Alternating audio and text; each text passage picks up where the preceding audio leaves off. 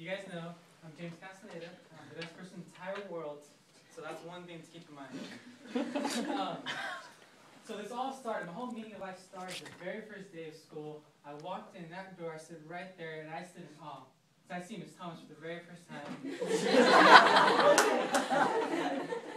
And I didn't know how to respond.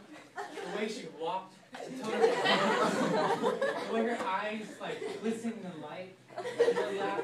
And at that time in my life, I knew that my meaning of life was going to try to figure out how to express my love to Miss Thomas.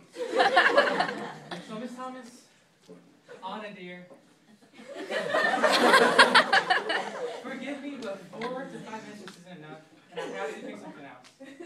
I'm sorry.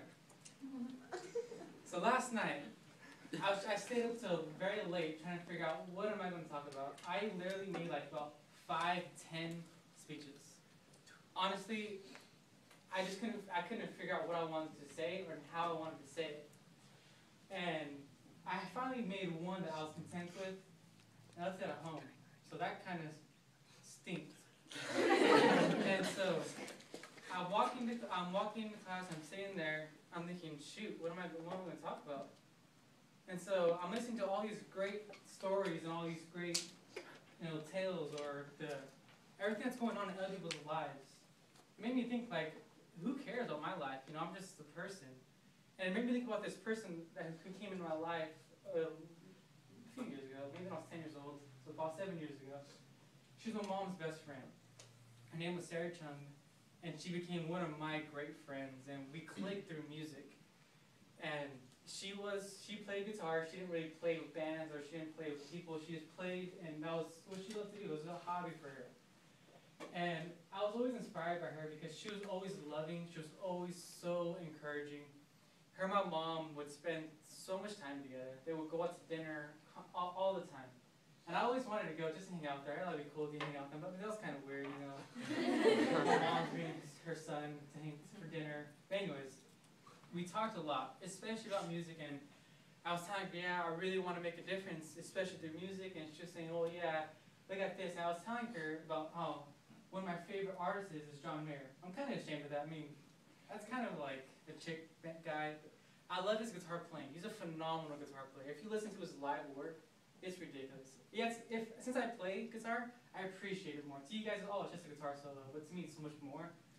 So I was telling her about this, and she was saying, but John Mayer plays music for the crown and for himself. But you play music for God, because I play in multiple bands at my church, and that's my passion. That's what I love to do with all my heart. And she was telling me, like, John Mayer is somebody out there, but God has a plan for you. You have a purpose in your life that you need to fulfill, which is going to impact so many more lives than John Mayer can ever. And I was like, wow, that's huge, John Mayer's pretty famous. Yeah, I live up to him.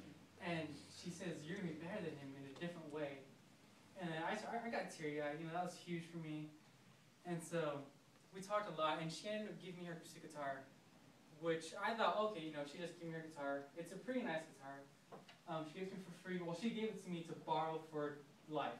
I told her I don't feel comfortable just taking this guitar for no reason. And so I got this guitar from her, and I came home with it. My mom said, she gave you a guitar? That's her baby right there, Like, she has a son, but that's just like her other son. She loves that thing. And it was like, wow, like, I meant that much, She gave me her guitar because she knew I was going to use it to make such a difference. And so during this time, I became friends with her. She was diagnosed with cancer. It got really bad at a point, but she made it. And for about 2 years, the doctor said, okay, she's good. She beat it and everything. And then this past year, she got it again. We don't know how the doctors missed it, but she missed it. And earlier this summer, she passed away. And I remember just going to that funeral. I remember crying so bad. And I've lost 2 family members before. Actually 3, sorry. Both my great-grandparents on my mom's side, and then one on my dad's side. And that didn't impact me at all because I didn't know them. So I lost a family member, but I didn't lose the loved one in a way. But when I lost Sarah, it was completely different because she made such a huge impact on my life. And just knowing that she's gone, And I remember the day I found out she was in the hospital, and I was going to tell my mom in the morning when we woke up before school. I said, hey, I want to go with you. I want to go see Sarah before she passes away because we knew it was happening. The second I walked in the door, my mom was just crying, saying, Sarah passed away. You can't go see her. I'm sorry. And I couldn't do anything. I had to get out of the house and just go to school. So my meaning of life may not be yours, and it wasn't hers, but the way she came in my life and impacted, and she taught me a little bit more about how I could figure mine out and find what it is, made such a huge difference. Thank you.